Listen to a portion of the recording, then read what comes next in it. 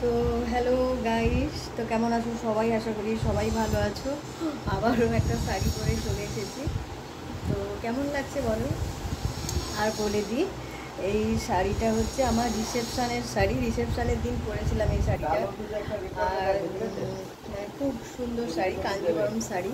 শাড়িটা খুব ভালো। আর মানে দেখতে হয়তো মনে হচ্ছে ভারী ভারী, কিন্তু একদমই ভারী নয়, হালকা শাড়ি এটা।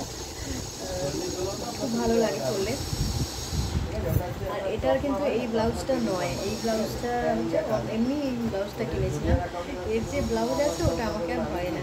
আগে যখন বিয়ের সময় অনেকটা রোগা ছিলাম, এখন একদম ইয়ে হয়ে মানে বিশাল মোটা হয়ে গেছি। তাই ওই ব্লাউজটা হয় না। যতটুকু সেলাই করা ছিল, মানে যতটুকু এক্সট্রা কাপড় ছিল ওটাও খুলে দিয়েছি।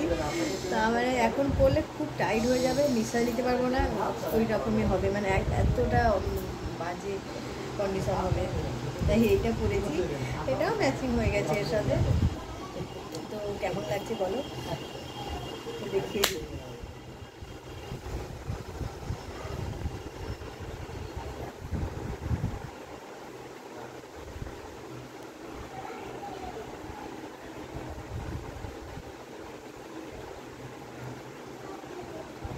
তো চলো একটু কমেন্টসে জানাও কেমন লাগছে।